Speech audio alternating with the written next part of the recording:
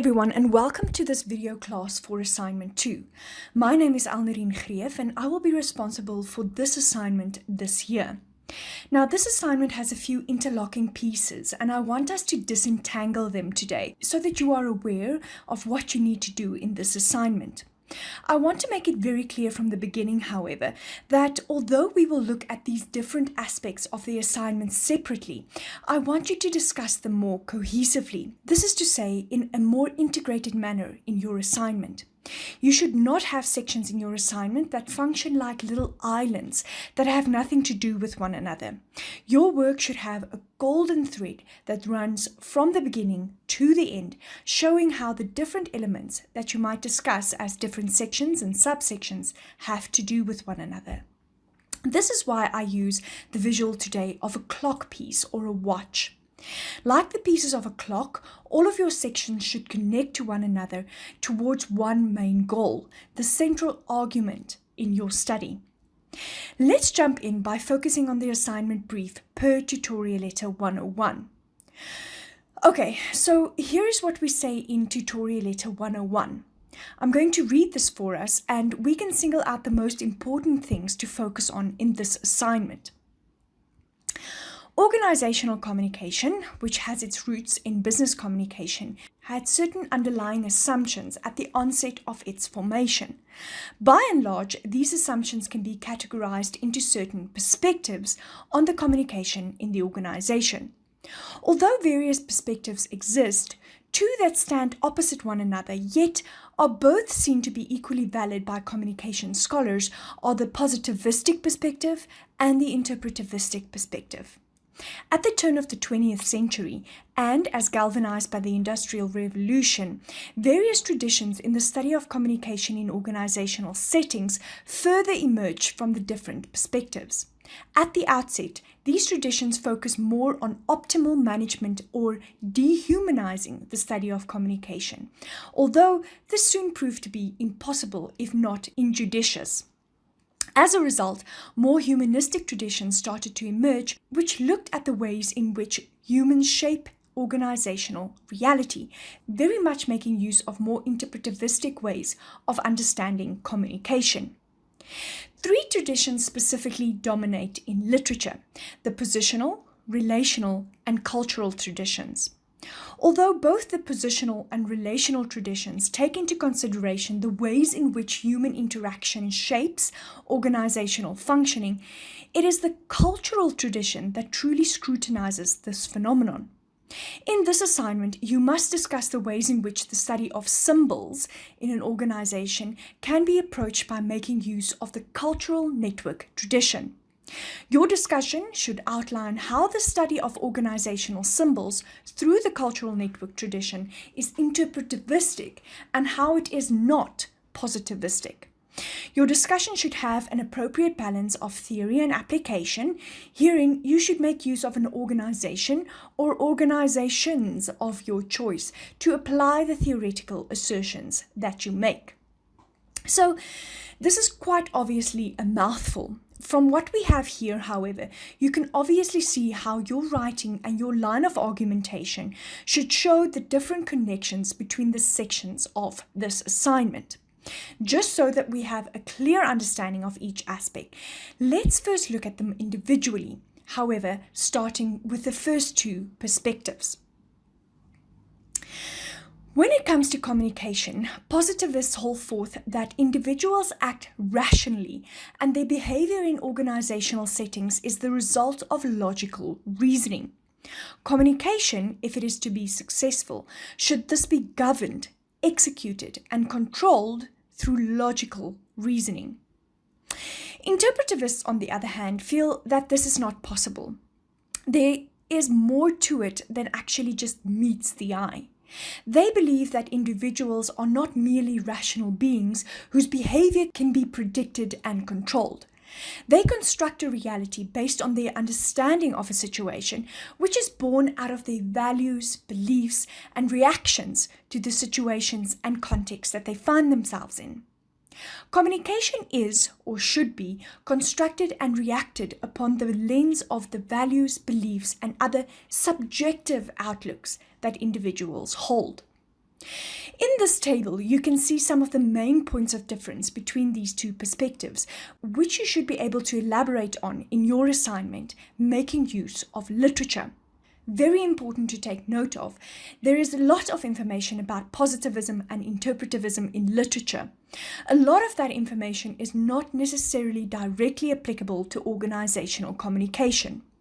You must make all discussions applicable to this field of study. In line with this, many discussions in source material focuses on research, or the research focus or perspective of positivism or interpretivism, for example, talking about their quantitative or qualitative methodological nature. You should not focus on this, as the module deals with organizational communication theory and not its researching. Furthermore, as this module focuses on integrated organizational communication theory, the theory application balance in this assignment should very roughly be 60-40, 60% theory and 40% application. Now that 40% application, as I mentioned previously, should be to an organization or organizations of your choice. You are welcome to make use of fictional organizations if you must, but if at all possible, make use of real organizations. It shows you can truly apply the theoretical knowledge you glean in this module to real life. Good, now let's move on to the traditions. The positional, relational, and cultural traditions are the traditions in the study of communication in organizations. In other words, they are three classifications or three ways that we have to look at communication in organizations when we study them. All three originate from the network perspective or network theory. Network theory is a convoluted theory of which multiple strands have not yet been disentangled. Now, you do not need to delve too deep into network theory. Mostly, you only need to know that this theory and its traditions sees communication as a set of interrelated networks. This is how we visualize communication in organizations. We look at the ways in which it connects people and functions. Now, the moment that we start to look at ways in which people function in the organization, we start to look at structure.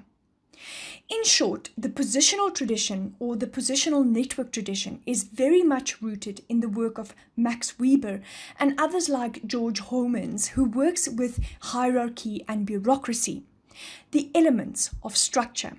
The positional tradition, as the name implies, looks at the positions and roles that determine the structures of an organization's networks and largely determines who communicates with whom. It studies the influence that position and hierarchy have on the networks of communication within an organizational setting. Now, if the positional tradition looks at positions, basically it would follow that the relational tradition would look at relationships. The relational tradition looks at the structures that connect people through collegial relationships, irrespective of their formal positions or roles. The tradition does more than that, however. Because it is influenced heavily by the systems theory, it also emphasizes aspects of dynamicism, constantly changing structures, person-to-person communication, and the ways that relationship plays out in power and structure. The cultural tradition seeks to understand symbols, meanings, and customs as transmitted within and across the organization. Now, as the name suggests once again, this tradition looks at the shared meanings created within an organization, its culture, as a way of understanding communication networks within that organization. So we are dealing with organizational culture here. The cultural network tradition endeavors to understand symbols, meanings, and customs transmitted within an organization and how that is shaped by or influenced by communication. Now, culture is full of symbols, won't you agree? Well, we cannot understand symbols if we only look at them rationally. Rationally, they don't mean anything. It is only once a symbol is interpreted through people's values, their beliefs, etc., that it carries meaning.